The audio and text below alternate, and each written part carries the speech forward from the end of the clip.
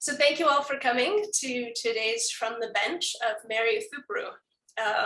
We're really excited to have her here with us today, and so we'll go ahead and get started. Mary Uthuppuru began her career in the world of books as a conservation technician at the Lilly Library in Bloomington at Indiana University.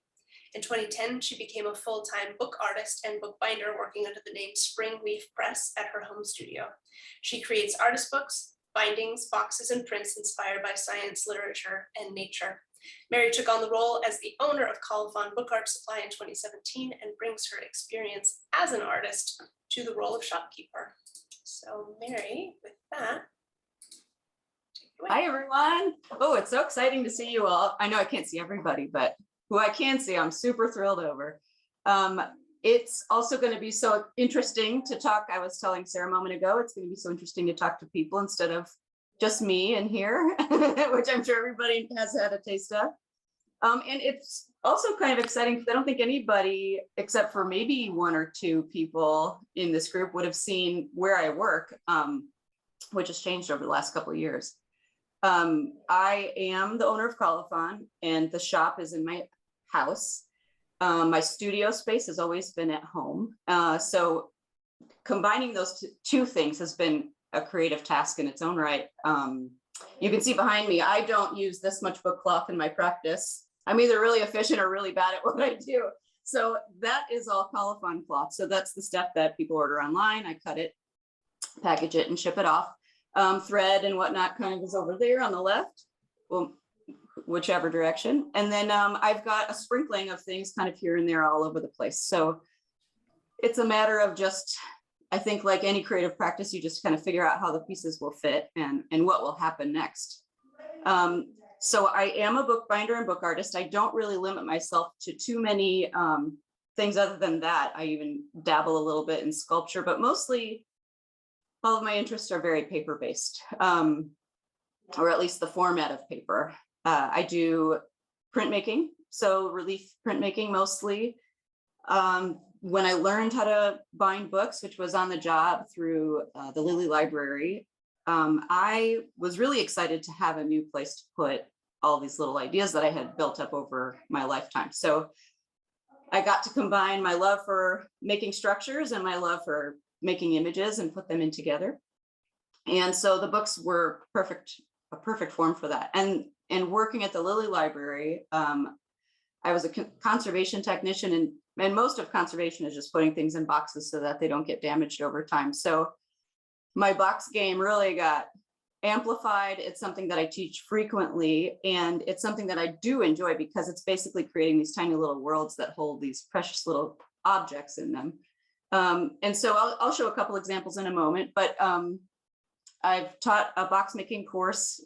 When I do teach, that's the thing I generally teach. So I'm the box lady, and it's trickled into my creative work as well. I mean, it becomes a component. If it's not directly related to the content, it becomes a component kind of later on.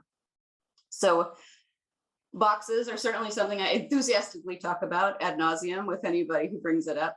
We have several boxes around the house that my husband has to endure me just having, even though they serve no purpose other than they're cool or they held something in a neat way. And that's what we all book crazy people like to do.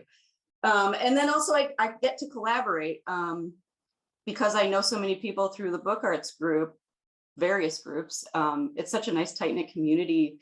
You have access to so many amazingly cool people that are also, in my experience, so willing to share ideas and really respond to one another. So Andrea Peterson is somebody that you'll hear me talk about a lot because I met her a long time ago at the Paper and Book Intensive at Oxbow, and she is a paper maker and printmaker herself. And we found that our work really kind of had these parallels with one another.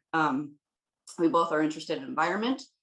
We both tend to like very similar subject matters, so a lot of nature-based items. And recently we collaborated on a book that's in the Guild of Bookworkers wildlife exhibit. It's a traveling exhibit. And it's been in a few other places as well. Actually, I'm going to set it up behind me. I think you guys can see it. This particular copy is not bound, but it's an accordion book. Fully open, it's 24 feet long. Woo! And it's acrobatic. Here we go. So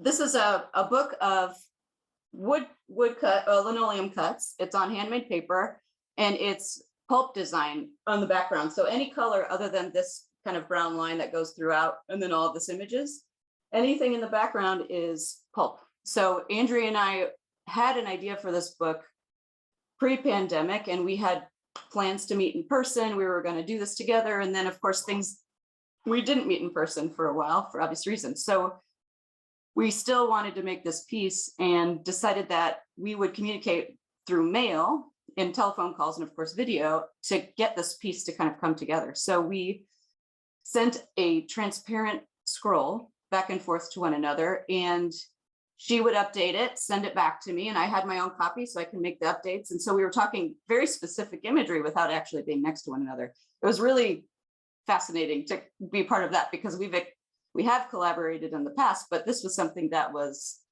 I don't know, so interesting to really kind of problem solve. And so we had many excited conversations about, no, not that blue, but more of a different blue, like a blueberry, but not like a, so it was just these funny little things that you have to solve. So it's all of these linoleum cuts. I'll open another spread here, which we split. So Andrea did half of them and I did another half, and talking about kind of how to storytell from afar, but also from something that's going to be one day assembled. And so this is something that we spent the entire pandemic, I think, working on. And then eventually, when it was safe to meet, we met in person in 1 week and printed the entire edition. So this is 15. And I'm in the process of binding them all. That's my fun job, is putting the covers on. But we had a blast doing it. And that's kind of the luxury of working in the field we are in that we get to do that, and we can just decide that's something that we should spend our time doing, and then ideas are shared. And she's an insanely capable person, and I feel like I have a pretty big skill set too, so we get to combine those and make something at the end of it, which is incredibly thrilling.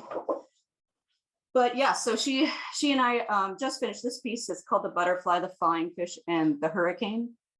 And it tells a story about the Xerxes butterfly that went extinct in our lifetime because of habitat loss. And so we're playing with this idea of mythology and how we tell stories, and then how those stories are passed down, but what are the stories we tell about creatures that we witness disappearing? And maybe we can kind of preemptively tie that with something that's happening in the world as well. So in this particular book, we are explaining increase of hurricanes with this passing of the butterfly, and kind of cheekily talking about that the one beat of a wing causes a hurricane across the globe. So kind of just this idea of cause and effect and where we sit with it, and then also kind of how we talk about it.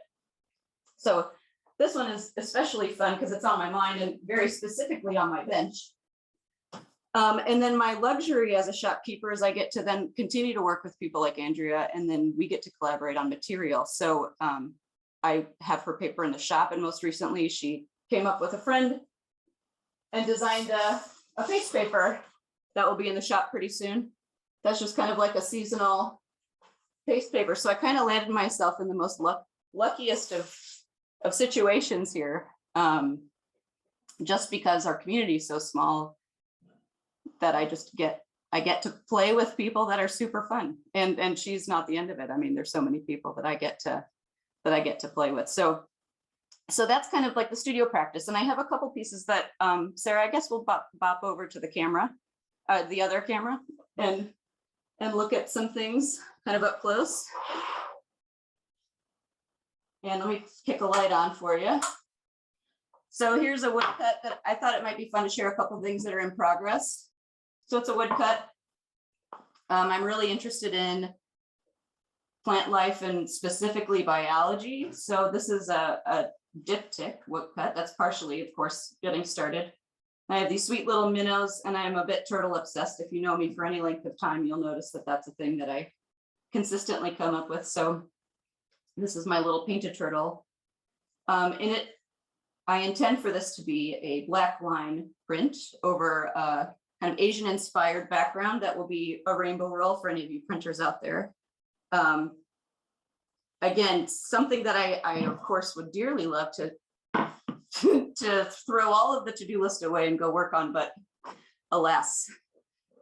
So that's that's something that's lingering. This is a box. That's an example of, for anyone who's taken my box class, I play with this idea that as an artist, you're doing quite a few things to get a book out, one of which is creating a box, and that box can kind of help tell your story. So in the box class that I do teach, we talk about things like putting odd coverings on material, making windows for work that you might want to show or obscure, and then doing things like having funky edges and how do you cover those.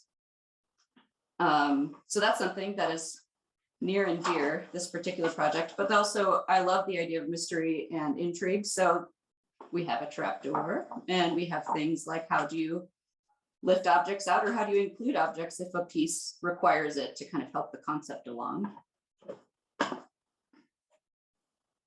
And then I have another box piece that is also a print piece. This is for an exhibit a long time ago, but this is where box meets content. And I thought might help bridge the gap a bit. Whoops, punned it. But here's the side view of the box, and you can see the mechanism in the box. These little flaps lift away, allowing access to a drawer that's below. And this was for an exhibit that I participated in, and it was everybody had to make prints for the exhibit, and the theme was bridges, and then you had to create an enclosure for it. And the print that I had submitted is the Billy Goat's Gruff.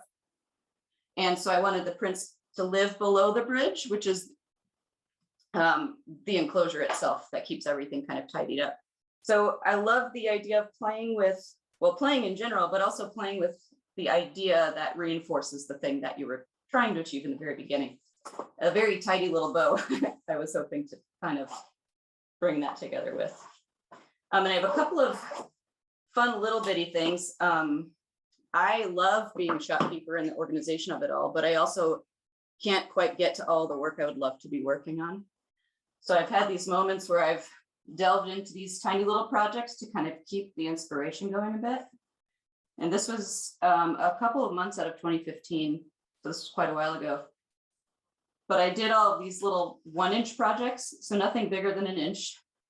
Some of them were just little drawings. Some of them were like, well, here's a little caterpillar or a caterpillar binding that I'd love to do one day.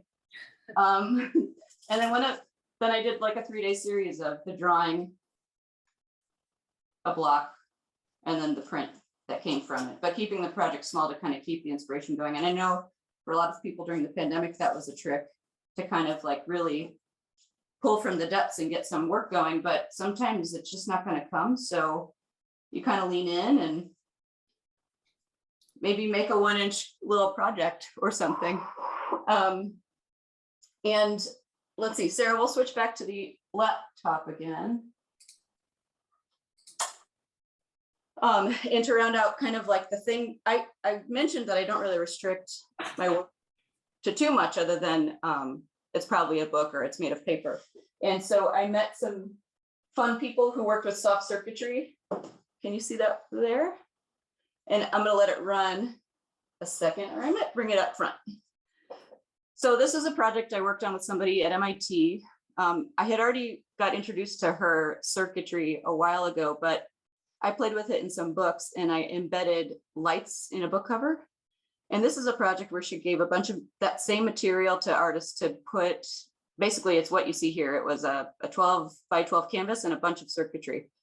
So I created this bioluminescent piece, and this is all paper, handmade paper and sculpted bits. And then I got someone to teach me how to do circuitry. And so this is the brains of it, which is in the book, you can't see any of it. It's quite small in the book format, but here you have all the wires and how it actually gets put together. And because I'm not a programmer, and to get these things to do all the things in order, you have to get a computer person, which I luckily have one in the household. So he helped me figure out how to get the timing and get the lights to blink all in order. But again, I'm realizing how much I love this collaborative part, even if it's a matter of like, well, teach me how circuits work and then teach me how a computer tells them to blink in order.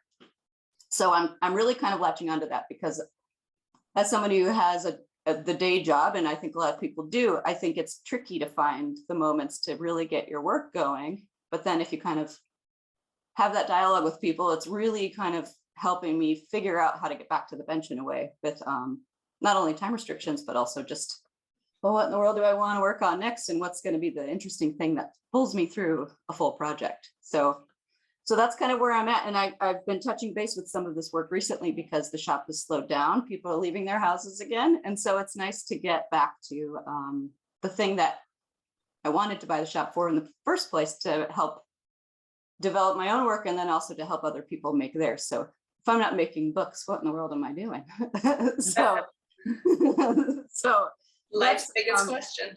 That's right. I think we can all maybe share a little bit about that. But yeah, and so as far as Colophon goes, I get to talk to people regularly about their book projects, and it's thrilling because I'm certainly just selling supplies, but also I get to chit chat about other problems that are being solved, and that's really exciting to me, to be able to talk with people and then also just give a little help just to kind of figure out their creative project, which I think is endlessly fun. And requires no work on my part other than, to give them the right answer, no pressure. But yeah, so that's it in a nutshell. And I think if we can, I'd love to open up to questions if people have any. I feel like I've been living with all of these fun, interesting things for so long, I forget what kinds of things I might have glossed over. Yeah. Well, you're talking a lot about, this collaboration being a big part of where you are now and you're going forward.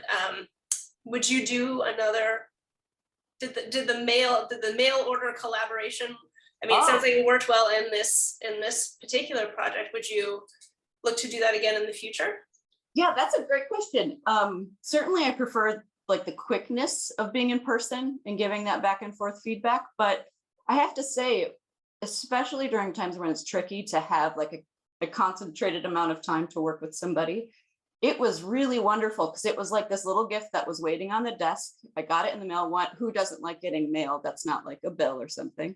So I got mail. I knew it was a project I want to work on. And then also it did work well in a way that was so surprising. I mean, having that little piece of paper travel back and forth between, it wasn't little, it was quite large, but having the roll of paper travel back and forth so many times was so cool because the evidence of both of our contribution was on the page. And that was something that was unexpectedly a good thing that happened. So yeah, I think I would. And I think because I live in a college town and people don't stay long enough to like do all the projects I have in mind for them.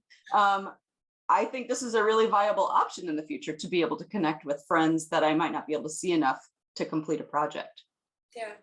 Yeah. I was inspired by the idea.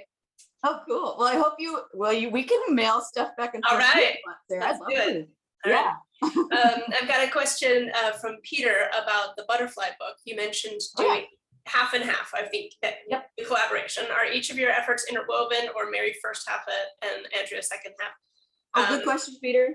How did you decide about each spread and the flow overall? Yeah, I think a helpful detail with that is that Andrea and I have very different personalities, despite being such compatible friends. I am extremely finicky and uptight with my mark making when it comes to practical block cutting.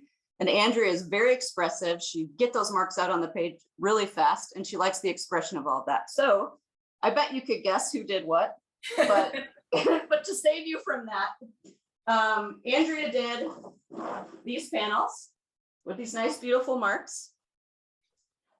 Mary did that tight little butterfly. And that little butterfly. And that little butterfly. So basically, it turns out I did all of the animals, more or less. There's a flying fish here that I think you can see. And then here's my acrobatic foot. And this neck piece I did. And then Andrea, that was the creative part, is in person. We had to figure, Andrea did this piece, and we had to figure out how those would connect. And so we actually carved that in person for the day that we did our printing. And then the panel I might not have showed you is there's a city in the back here. Over here. And that was the last part that I had carved. Nice. Yeah. Oh, and it's a little tricky, so I'm going to show you. There's silver foil stamping. I'll pick a page that's a little easier. all the text was put on with silver foil. Okay. For that kind of shiny little effect to kind of simulate that water, also give it that old timey feel of a storytelling and the gilt covers you would have seen back in the day. Mm-hmm. Great He's also asking about how it became 24 feet long. Oh yeah. Oh yeah. You know, This there's kinds of happened. things where you're like, certainly a small book would be unsatisfying. I don't know why you would want to make things small, but really more to the point. We were both looking at the MC Escher Metamorphosis print. I don't know if anybody's familiar with that, but it's a really long print and it goes from like bird to fish to building to that visually. And we were also talking about like the tapestries that tell stories and they roll on and on and on. So we liked the idea that the format would just kind of extend until the story was done being told. And our number was that we would at least limit it to 12 openings. All right. So parameters are important. We didn't really choose any small ones. Mark's wondering about the bridge book, if that was a one-off or was it an edition? Oh yeah, that is a one-off, and it isn't a book, but it is actually a suite of prints from everyone who participated in the exhibit. And I'll just open the little folio. So this is the drawer comes out entirely, and it's a bunch of prints that are housed inside. Yeah. But I do love the idea of making more boxes that become something else, like little paper transformers. So who knows, maybe something. Sure. John's asking how you're dealing with the supply chain chaos. Oh yeah. You know, luckily I think I've gotten a lot of good heads up lately in terms, John's asking because for a lot of people, shipments that come from overseas, and it could be something like something I ran into a while back, like in the thick of all of the pandemic stuff, is one little cap I couldn't get, and that was made in China, but I had the bottle. And so that wasn't a complete thing I could give to people. Also, people who spool the thread, one line of thread, they couldn't get the core, which is a plastic core, again, came from China. So it was kind of this interesting fluctuation. And then we had a second wave of supply chain issues, or at least I did, after the Texas storms, because that's a major port where things come through. And so certain ingredients couldn't make their way to where they had to go in the US after things are finally manufactured. And for me, that seems to have more or less leveled out, although prices have then been affected. So John, I'd say more than having available supplies, it's more like, well, everything is just getting marked up. So that's, I mean, I don't know. That's a good and a bad answer, I think. I have plenty of stuff, but it's costing me more. So yeah, for that, I think that's the tricky part at the moment. Yeah. Well, that hasn't been too bad, at least so far. Mm-hmm. Yeah. Well, I'm interested in this question, Mary. Any plans to teach your box making workshop via Zoom? Wink, wink. Oh. We didn't already talk about that. I was saying, wait, did you write the question? I've been trying to. I'm hitting her up, guys. So she did work on me when we first talked about this. I would certainly be open to it. Yeah, and I think I would, because I have to be a scientist about everything. I would probably pool all the people I know who have taught online and figure out what would work the best as a box class. I imagine there could be some real terrible ways to do it, but also I imagine there's some really great ways to do a box class. But yeah, I'd love to. Oh, great ways. We'll figure out great ways. Oh, okay. Good. Okay. Yeah. I don't want to do the bad way. I'm not interested in that. Oh, good. Thanks. Thanks. Who asked that question? Thanks, Liz. The circuitry, the box, or yeah. Let's say that. Okay, so they're asking about the book cover with circuitry. Was that the book cover you showed? Who did you work with? Do you know any classes on integrating circuits into book arts? Okay, so the book that I made with the soft circuitry embedded in the cover, I do have video and images about how I put that together on my website. Sarah, do we have that link somewhere? I'm putting that in the chat right now. Okay, so if you go into portfolio, the book is called Fantasy and Nonsense. And that was part of an exhibit that I had, everybody got the same text block, and I had to come up with the binding style and how the cover would appear. So that particular book has conductive thread as opposed to wire or a sticker. And it has these teeny tiny little LED lights that look like a bead, basically. And there's a conductive side on either side. all of those supplies were a mixture of LilyPad Arduino. That's a company that has conductive circuitry, and they tailored those supplies towards girls who missed out on like the electronics toys, maybe when those were a thing. And so those can be sewn, and there are a lot of online tutorials for that. Chibitronics, CHIBI, Tronics, like electronics. That is a company developed by G Key, and she was at MIT, and she's the one who I worked with on this piece. And she has developed like tape. So it's basically copper tape you roll out, cut with scissors, and then you put a sticker that's a light, an LED light. And she also has tutorials on her website. And because this has kind of been around for a while, there are a lot of these little places that are kind of poking out with all these little components you can work into all your pieces. And the book was powered by just a tiny little hearing aid battery. And I'm currently looking into how to get like a little plug so that I can do like a solar power charge for this kind of thing, only because in an exhibit setting, those batteries just tank kind of immediately. And if you're in love with lights like I am, I think you're going to need a lot more batteries. So I'm trying to get around the battery thing. But yeah, so those, you're looking, the terms you want to search for are soft circuitry. And that the word soft is the thing that brings you to the conductive thread and those really tiny lights.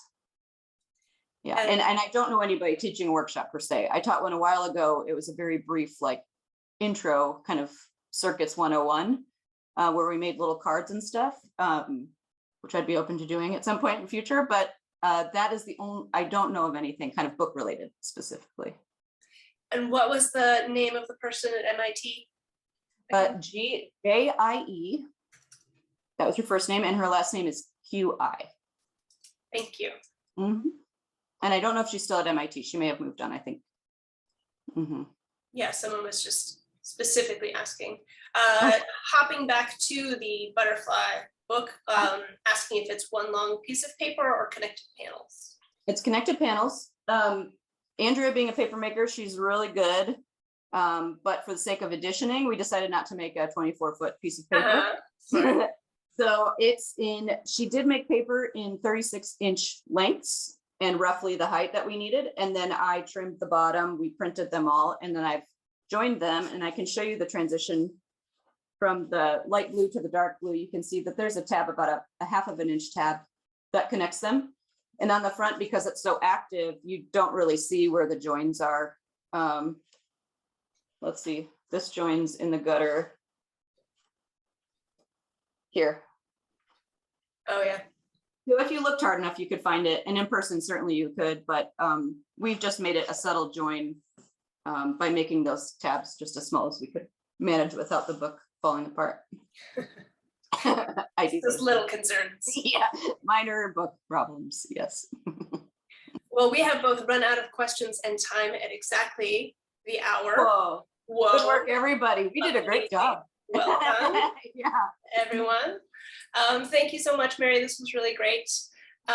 Really appreciate you taking the time to chat with us. Thanks. Yeah. And thanks everyone for joining us. We'll be back in January on the 6th with Carrie Mikilani Schroeder of Coyote Bones Press. And so that seems like an incredibly far date, but it will be upon us in no time. So wishing you all happy holidays and end of year, and we'll see you in 2022. Yeah, thanks everyone.